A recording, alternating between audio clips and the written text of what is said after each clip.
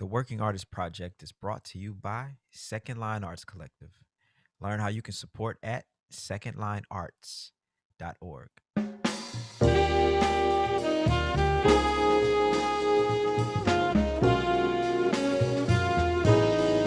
We're creating a platform for those who are curious, one that tells the story from the artist's perspective. Moments in time, captured from the innovators who are reshaping dance, music, theater, and the visual arts.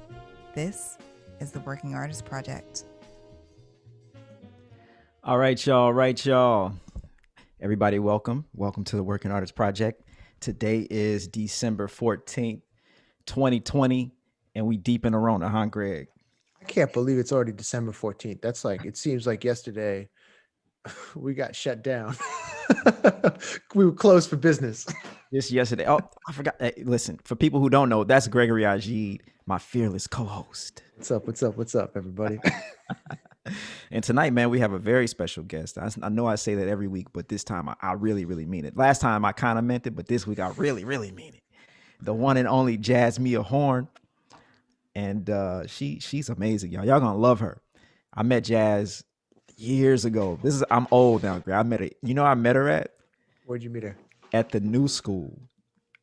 You met her at New School? Yeah, bro. I was hanging out at the New School. I was about to say, you went to New School? No. And she was in school there. And her, Brianna Thomas, I think John Thomas, there was a bunch of people that I know were at school there at the time. Yeah, Leslie, I think Leslie was going to school there. Maybe a few years later. But anyway, that's how we met and we became fast friends. And we've played a bunch together over the years in a lot of different situations. And I had the privilege of playing with her and her band for many, many gigs. And so I'm excited. I'm excited to have her on here today to talk about her new book, her new record, and surviving Corona. Surviving Corona sounds like a horror movie coming 2021. So why don't we bring Jazz on and we'll get this party started. Jazz, what's up? Hi. What's up, Jazzmeia? How are you? Hey. Everything is well. How are y'all doing? I am great. I'm doing great. I'm having a day like you said you were having earlier. So I'm glad we have this opportunity to sit down, decompress, talk a little bit, shoot the shit, and see what happens. Yeah. Thank y'all for having me. Yeah, thanks for coming on. I want to start at the roots down south. Oh God, it's called the roots. The roots. Get down to the ruts. You are originally from Texas, right? Yes, from Dallas, Texas. Yep. That's what's up. And you tell this great story in your book at the beginning of the book about your grandmother and your mother, your grandfather, everybody, your cousins, everybody's in the story. And what was that like growing up in the South and learning to sing and being exposed to the music?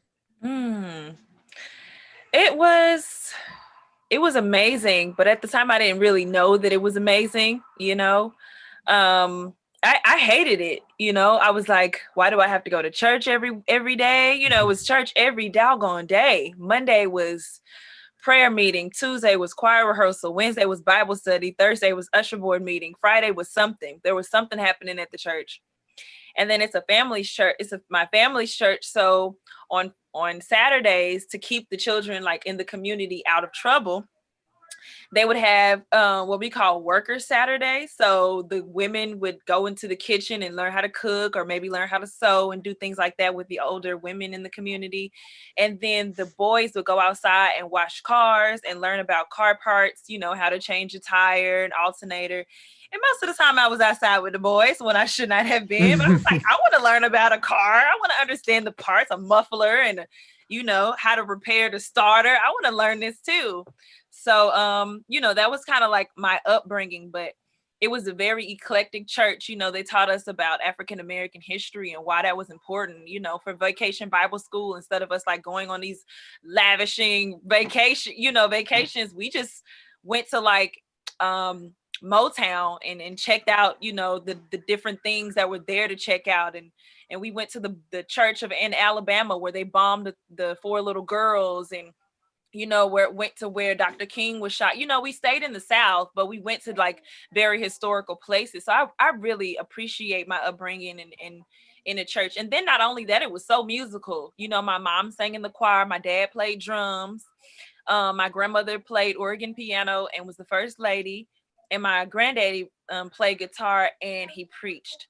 So, and my aunts played piano and organ, and everybody was involved in the church in some kind of way. And my granddaddy made sure, like, once y'all are able to talk and walk, you guys are going to do something in this church, whether it's pass out Bibles or hymnals or fans. Y'all going to do something. And I hated it. I hated it so much. It was so much church. And I was just like, what is this? But honestly, it taught me discipline. It taught me to have a reverence for the Spirit, the Holy Spirit, and also for music, which is still my passion.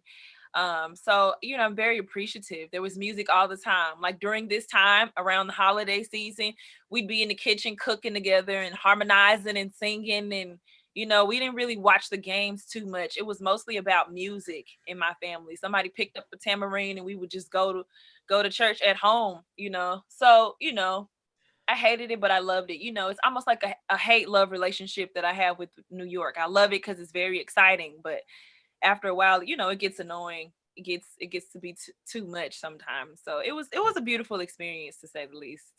Everything about that reminded me of my upbringing, man. Christmas kind of taught us, like, man, we gotta go to church on Halloween. Like, damn. Yes. I hope my mom is watching this too. But it really keeps you out of trouble and it keeps you focused, Hmm. and it brings you closer to God and closer to the music in a way that a lot of people, when you go to school, you're like, oh, okay, yeah, you don't really know about this other thing. It's Yeah. also like such a strong sense of community too. It's that I wasn't necessarily brought up in that upbringing, but a lot of my friends were, and I always envied the community that my peers grew up with here in New Orleans, and I think that's such a beautiful part of the church experience. But you said you kind of on the fence about church, but did you always love music, or were you on the fence about music at first too? I was never on the fence about church. I just hated going because I started going like by the time I was 3, I was singing in the choir. So when he said, when you can walk and talk, you have to do something in the church. As a child, you just annoyed. You're like, why do I have to do this? I want to go outside and play like normal kids, or, I want to go to the movies as a teenager and stay and not have to be chaperoned. Like I don't, it was church was every aspect of my life included church. So it kind of got annoying to me, as before I was a teenager. As I grew up, I started to like really have an appreciation for it, and especially music, because in a lot of the schools that I was, my mom was a single mom, so we were going back and forth through school, elementary school. I think I went to like 5 different elementary schools. Wow. But I always joined the choir, and like immediately nobody had to say sit up straight, enunciate your words, believe in what you're singing, because I was taught, you have to believe what you're singing. You have to sing it like this is the first time that the people in the congregation are hearing it, because you may be bringing joy or light to somebody. You may be uplifting someone. You never know. And so for me, that kind of transformed into mind, body, spirit connection that I have with the spirit or with the divine today. I still have this great reverence for the presence of the universe and God's being, in whatever form that is, whether it be nature, whatever. And so, that I kind of have a different appreciation than a lot of my peers for this music. And that's what really kind of set me apart when it comes to where I am in my music and in the industry, and why I write music the way that I do. And, it's a huge part of my personality and characteristics. So I'm actually grateful, but, at one point I really hated it. I really did. Yeah. When you made the trip from Texas to New York, was it a culture shock, or what did you Hell decide? yeah. Okay. I was so lost. I was so lost, man. I was just like, where am I? What is this? I remember it was like August of 2009. And I I got out the cab from the airport and I'm paying the guy and everything. And instead of me going to the dorms, I went straight to the school. Because, in Texas, in the South, and even places outside of New York, that are on the East Coast, the schools are all one part. It's not like your first period class is on 34th Street, your fourth period class is on 15th Street, in various buildings. It's not like that, especially in the South where everything is just big and widespread. So for me, it was a mind screw. I was like, okay, so I have to go to class over here and I have to go to the dorms over here. Man, it was so much walking. It was so much walking. 10 blocks was too much for me. You know what I mean? Because we drive everywhere in the South. Absolutely. 10 blocks. I gotta walk the 10 blocks to school every day.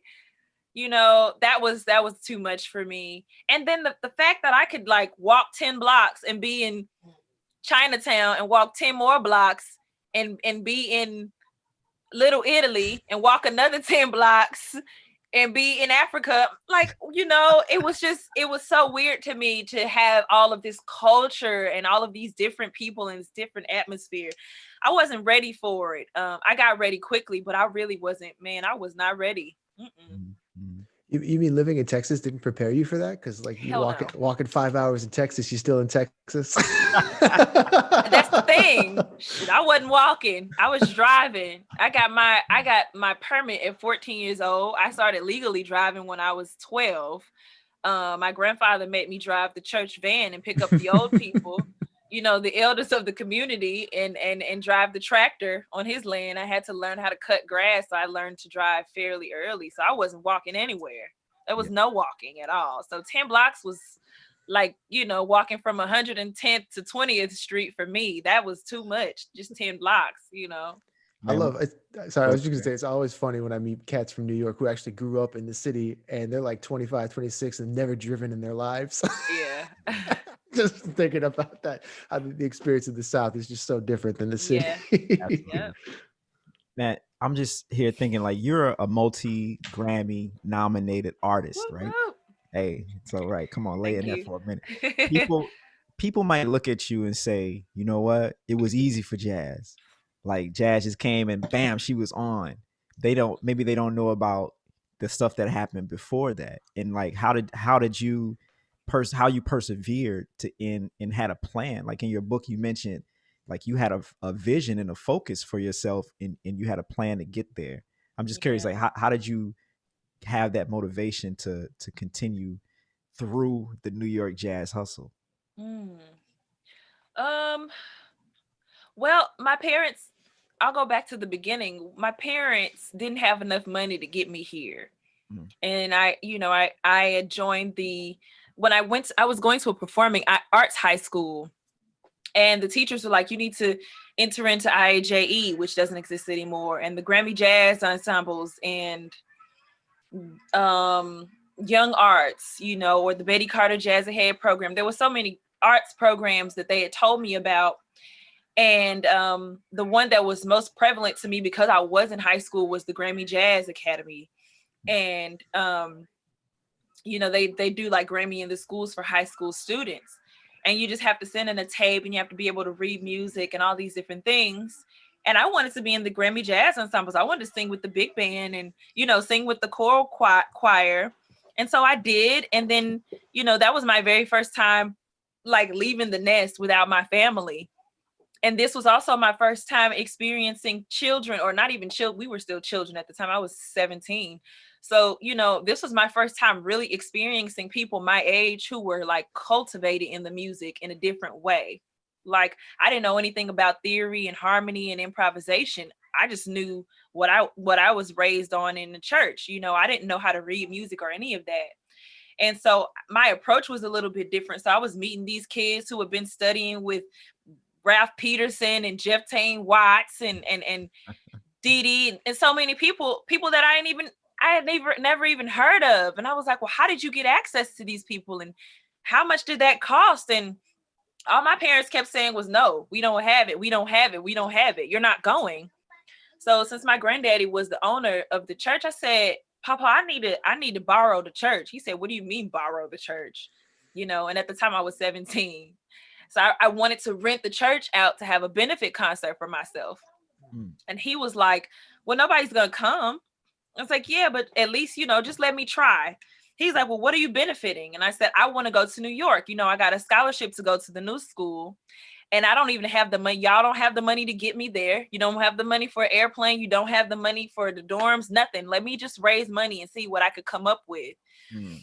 And so he said, okay. He said, all right, but here's what you have to do. Half of everything that you own has to go to me so I can pay the lights and stuff for the church. I said, okay, no problem. So I sat with my best friend, Francesca, and we decided on like how much we were going to charge for the tickets, you know, what kind of food we were going to serve the people, or what style we wanted for, you know, was it going to be a banquet? Was it going to be a party? And this is like how this was the first time that I understood kind of like what club owners go through when they book artists. And when, you know, it was management for me, managing my own concert. And so what musicians I was going to hire, how I was going to pay them, where I was going to get the money from to hire and pay them, all of that, who was going to work security, because my grandfather's church was in the hood. And I wanted people from all walks of life to feel comfortable parking their cars in the hood. So we had to figure out all of those logistics, all of those things. And I figured it out, you know, and this was the first thing that I did as a 17-year-old that showed my parents and my family, like, hey, I'm an adult, you know, I'm getting there. I'm leaning towards my womanhood. And so at that concert, I had my mother and my aunts cook and bake, and, you know, we raised money and people donated, and we raised about $6,000. Wow. And my entire family, nobody could believe it. Like nobody could believe it. They were just like, what do I, you know, like, how do I do this, you know, for myself? And nobody stopped me. You know, nobody stopped me. Nobody said, okay, you know, we were scared. We were scared for you. Everybody said, well, you did something that we've never done, that we never thought was imaginable. And my granddaddy said, I'm not even going to take half the money. Like, I can't at this point, because I really said yes to you because I thought you were not going to do it. I said yes to you out of spite. I didn't say yes because I wanted you to succeed. I just knew it wasn't going to happen. So that energy alone gave me so much power and so much confidence to move to New York, that alone. So when I got here, I was, like I said, the culture shock, but also like I was a big fish in a little pond back home. When I came here, there were so many killing singers on the scene that I couldn't even get a gig anywhere, like nowhere. Like nobody would hire me. I didn't really know how to write out my own charts. I didn't know how to hire a band and what that entailed. I didn't have the money to hire a band if the gig wasn't paying enough. Like there was so many things that I needed to learn. And one day I was at a jam session and I saw Bernard Harper. Actually, I saw his brother-in-law, Bernard Lynette. Mm-hmm. And he said, what's your name? And I told him, and then he laughed. He was like, yeah, but what's your name? Like, he said, okay, Miss Horn. You know, it was a joke. It's always a joke for everybody when I tell them my name is Jazzmeia, like by birth. And so he was like, all right, Miss Horn, so you play a horn? And I said, no, I sing. So I sang. And then the next week he said, I want you to come here the same time next week. And the next week, Bernard was playing. And he said, he introduced me to Bernard. He said, Bernard, this is Jazzmeia. And then he's like, Jazzmeia, huh? And I'm like, yeah. He's like, okay, let's see what you got. What you got? And I didn't know that meant what tune would you like to play? You know, I'm learning everything, the lingo, the style. It's very masculine and male dominated. So there's no women I can go to and say, girl, what is he talking about? That's like not happening. Right. So I'm there and he's like, what you got? And I'm like, I don't know what that means. He's like, well, call a tune. So I call a tune. He's like, well, what key do you want to play it in? And I didn't think about that. I'm like, oh, I have to know which key I want to play it in. You know, there's so many different things. Yeah. Mm-hmm. I'm like, all right, cool. So I call the keys like, well, what tempo do you want to play it in? And I'm like, well, how am I supposed to tell him what tempo? It was so weird to me.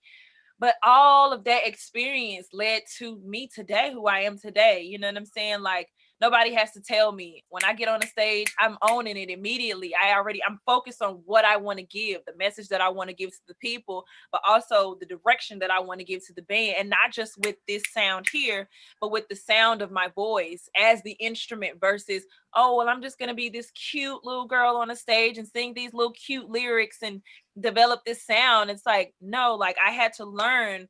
Roy Hargrove schooled my ass one day, man. I was at Smalls. No, I was at Fat Cat singing The Nearness of You. Mm-hmm. And I got up there and didn't know the lyrics. And he looked at me and moved me out the way and started playing. And I was like, I forgot the lyrics.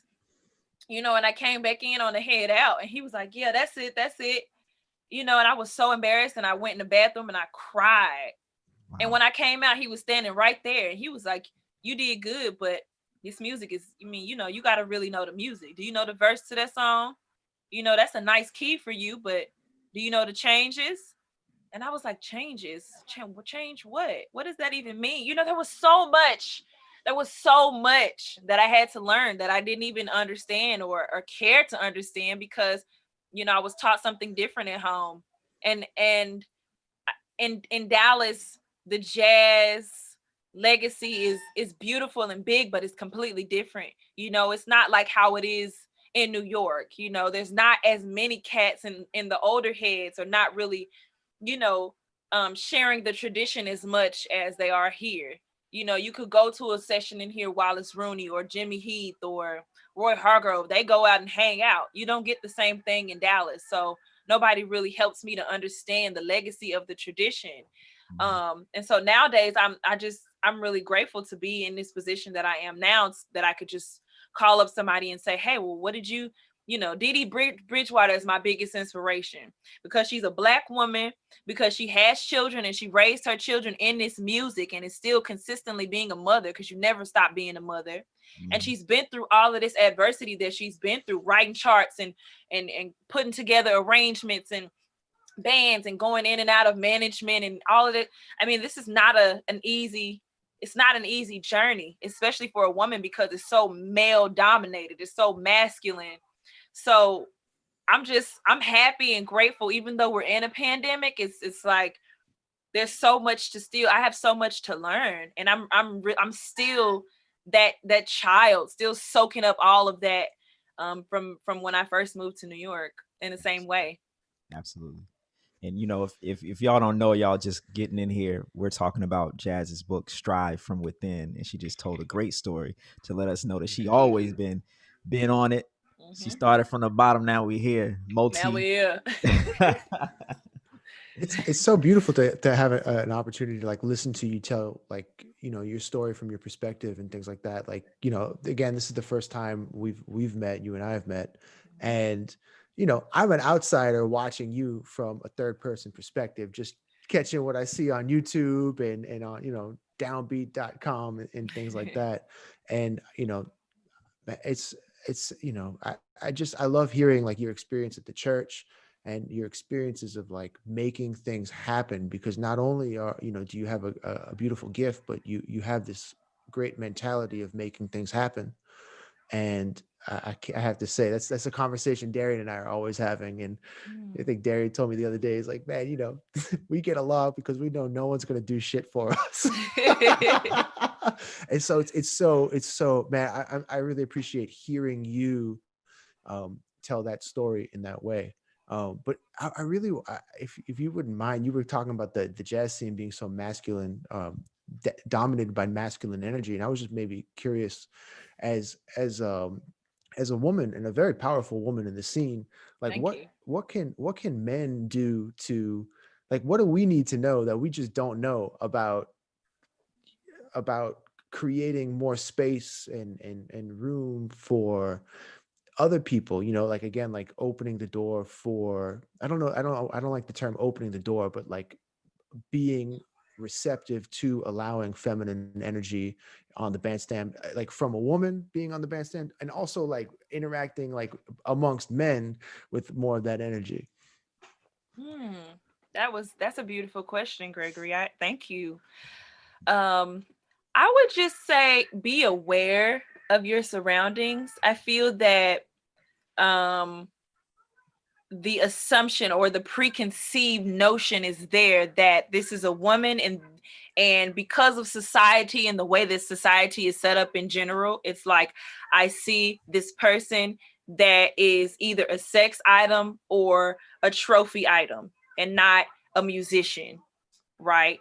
And that's a problem. That is a huge problem. A lot of the times, for me in particular, I would say I'm a musician. And until I open my mouth, he's looking at my lips and my ass, until I open my mouth and I'm like, all right, this is where I want it. He's like, oh, okay, all right. Like, this is a musician. The respect doesn't come until I open my mouth because of how I look, and that used to offend me, but it doesn't anymore because I understand society. It's still offensive, but I don't take as much offense. Hurt people, or you can only do what you know to do. And if you're taught, especially if we have, a president in the Oval Office, somebody who is literally not being an example of how men should be to other women, you don't know that. It's like if your parents never taught you, and then you look at the media and they're telling you to do one thing, that's what you're gonna do, unless you have a mind of your own and you sit with a woman and say, how does this, like you just asked, how does this make you feel? How can I, so I think the first place to start is like with the university. The university teaches us in a way to where it's like, oh, well, we're just going to teach you as if you have frets and valves and buttons and keys to play. We're going to isolate you, or we're going to put you in here in the fast lane. You go from like a short bus in a remedial class to a private jet. You know what I'm saying? It's like going from basic math to trigonometry immediately. There is no in between. So a lot of vocalists have holes in their learning. And so, you know what I'm saying? If there's a vocalist that you see that perhaps any musician that's a woman, that you see that or that identifies as a woman that is like, has an issue with a specific thing or plays some changes in a certain way, if they're open to it, because some people are just real cocky and they don't want anyone to say anything to them, but take an approach of like, hey, I got the chart for this song and I just wanted to see if you would perhaps know the melody or you wanted to go over the melody. Let's have a session, and be open to that. I mean, we're in the middle of COVID right now, so I don't know how that's going to work. But, you could reach out to somebody on Zoom or if you see somebody in a session, don't just step on them or step over them or make them feel unwelcome because they don't necessarily, know the changes. There's a time and a place for everything.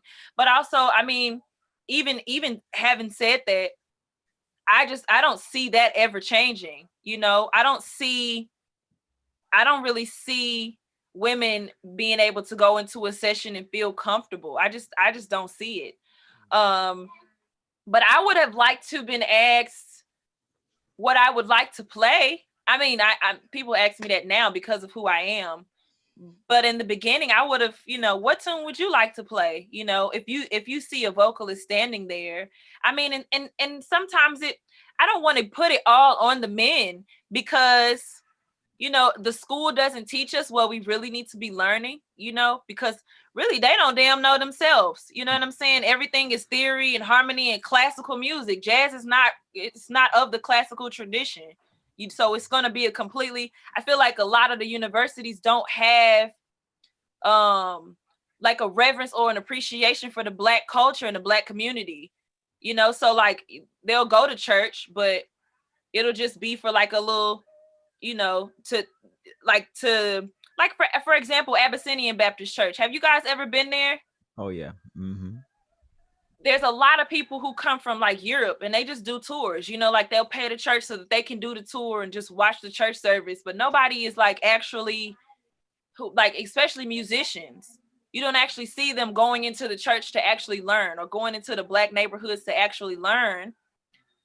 Or anybody for that matter, unless they like right now trying to get vaccines or do something that's not going to be productive for the community.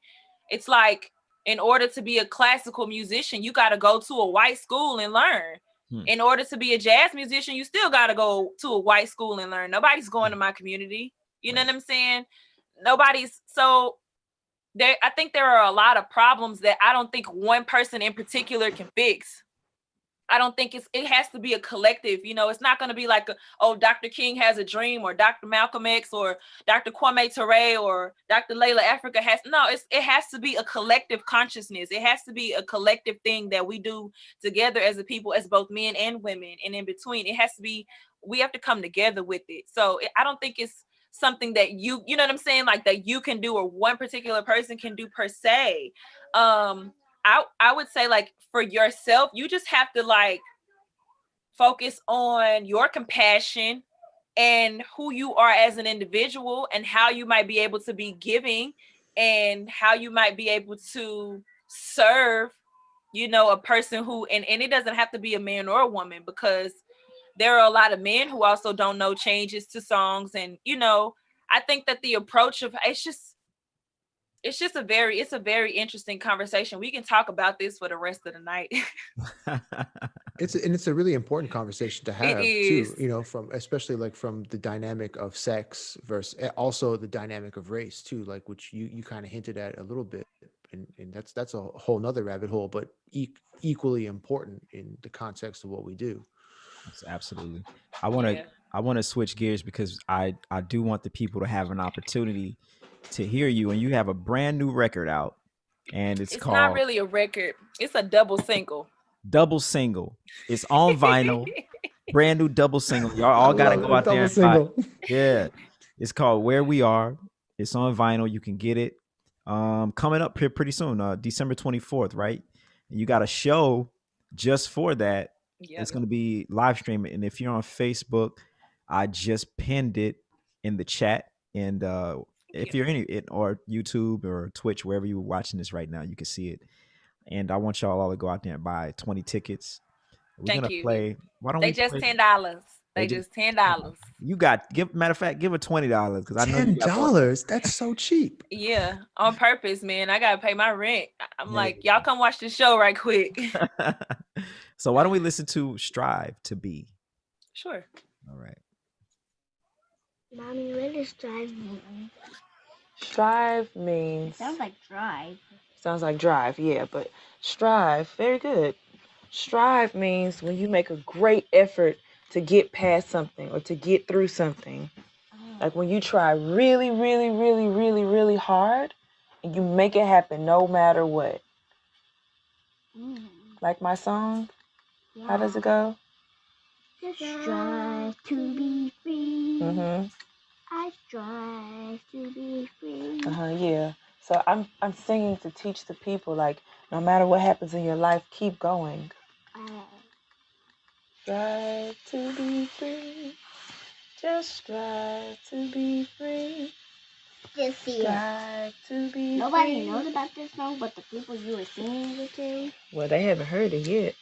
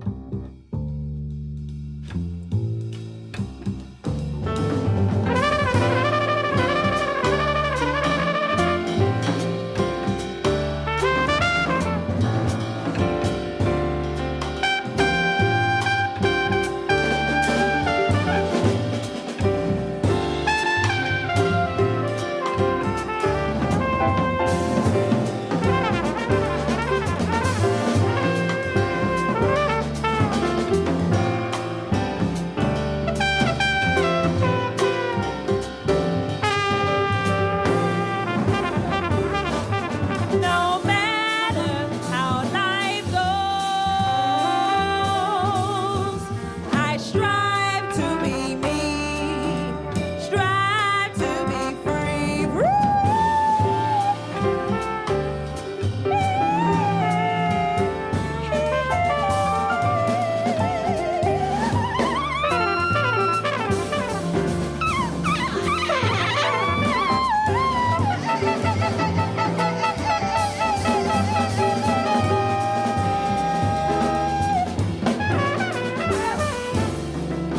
No matter how wind blows,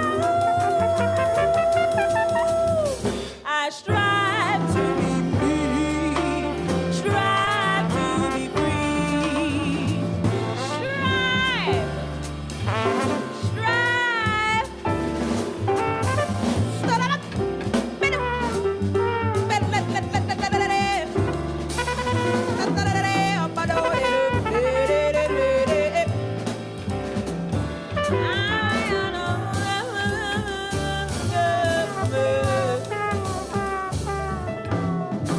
My grandmother told me of this.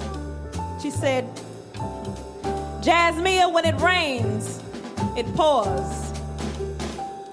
So I discovered the soothing bliss from the mist of the tough winds of my storms and danced in the arms of the waves and the tide. She knew that I, like the morning dew, would always renew. Due to the attraction of the moon, even through the pouring rain that I gathered to wash up my pain and nurtured my seeds that sprouted into plants that grew into trees, whose branches taught me to reach towards the sun, whose roots helped me to regroup and ground myself towards the earth's core, where she silently chooses to store her infinite well. And when I sit down to reign, she pours.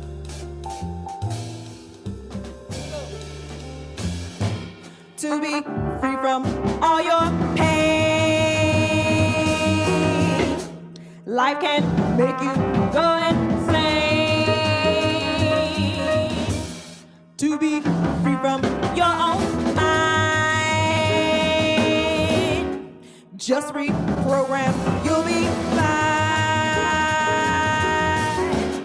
Seek your freedom your whole life. Don't you worry, you can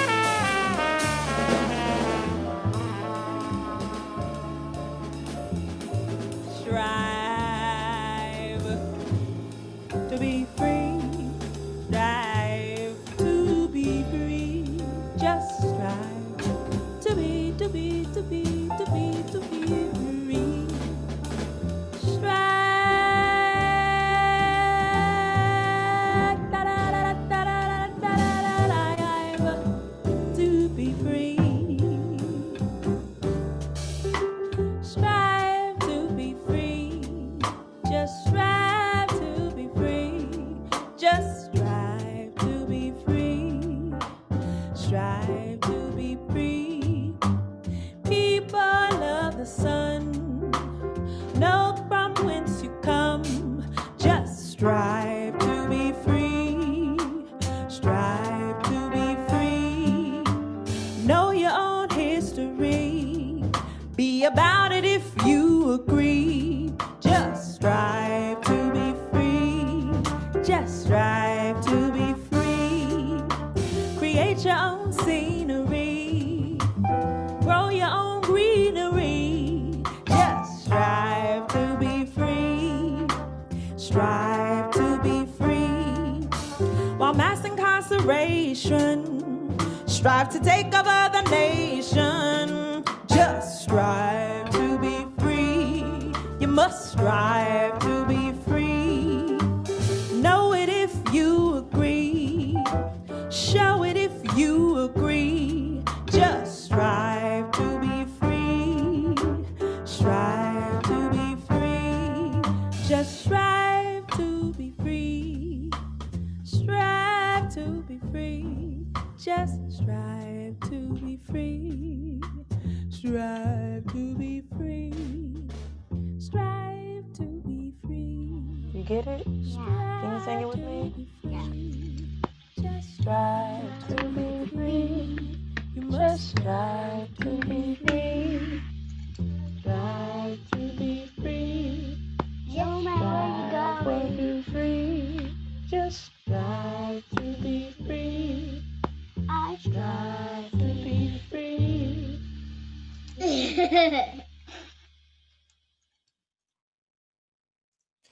Yeah, Jazz. That was amazing. I'm striving to be free too. Yeah. That's So, right. look, That was incredible. Thank you. you know the one thing I love about you, Jazz, and I've noticed this from the first note we ever played together, is that you are more than a vocalist. Oh, thank And you. yeah, playing with you is like playing with an instrument. You embody that. And I think that you even mentioned that in your book. And a lot of vocalists don't realize that they have that power, but that is definitely your superpower. Thank And you. so I appreciate that. I don't think it's that I don't think that a lot sometimes we're not taught that we have it. You know what I mean? As vocalists, and especially because a lot of us are women. Not to, you know, we're powerful in whoever we are. So not to be victim. I don't claim that victimizing shit. I'm victorious. You know what I'm saying? I'm not a victim of nothing. But I'm saying that we are taught, you know, to be docile, and that we are not. We are not. It's always a condemnation. It's like it's always, you know, condemning or diminishing. So we don't feel like we can. We don't feel like we can because we're not taught how to. And then when we try to, somebody's like, "No, you do too much. Go sit down." You know what I'm saying? So I feel you with that. For me, I was just like, "Nah." When I came to New York, I had it in my mind like, all right, this is a man's game. I'm gonna learn his way. I'm gonna learn how to play the cards the way he want to play the cards. And when it's my turn, and when I'm dealing the hand, I'm gonna play the card how the fuck I want to play the cards, and that's it. That's how we gonna do that. You learn his language, and then you play how you want to play when it's time for you. You know, it's just like Uno. Every culture plays differently. You know what I'm saying? Real talk. Real talk. Every culture plays differently. You know, I done whooped your ass in Uno a couple of times. Man, Woo! Oh, come on. man. You ain't never beat me at it. I'm undefeated. Oh Like my we ain't see, God. we're not even gonna get on that tonight. T. Y'all already know I'm the Uno champion of the multiverse. No, I you didn't- are. You I definitely didn't- are. I didn't think things could get Not more even gonna hold serious you. after Not gonna hold you. Not gonna hold you. I'm not. Oh, that's Yo, fun. Not gonna hold you. I just want to say, you know, I f- I feel like in listening to that song, you embodied so many qualities of why I think I initially like admired my mentors, loved this music so much, and felt like such a connection on so many levels. Like what you created is not fucking bebop or swing jazz or I hate it when people talk like that, but you created like this transcendent experience that's like connecting the ancestors to the present to the future to like and then like using all these musical elements to just create this beautiful godlike thing, man. It's like just so beautiful. Jazzmeia, that was you. crazy amazing. Thank you so much. Jazz, before we get out of here, because we're getting close to time, I do want to give you an opportunity to pump everything. You're a music mogul, so pump. Tell the people everything that you're I'll doing pump and it where they up. can go to yeah to buy it and all of that stuff. What do I say? Hi, y'all. Um, yeah, it would be great if you're not doing anything on Christmas Eve, if you can join me. I have a Christmas Eve concert that's already been pre-recorded. Keith Brown on piano, Eric Wheeler on the bass, Josh Evans on trumpet, and Anwar Marshall on the drum set. We're playing Strive. We're playing uh this piece. We're also playing Where We Are. We're playing songs from Love and Liberation, and then we're playing like your favorite Christmas songs ever that you love to hear. So come check it out. You know, slide me some dollars to Amen. feed my babies. And yeah, the book is online. Artist everything is just go to artistryofjazzhorn.com/live/education.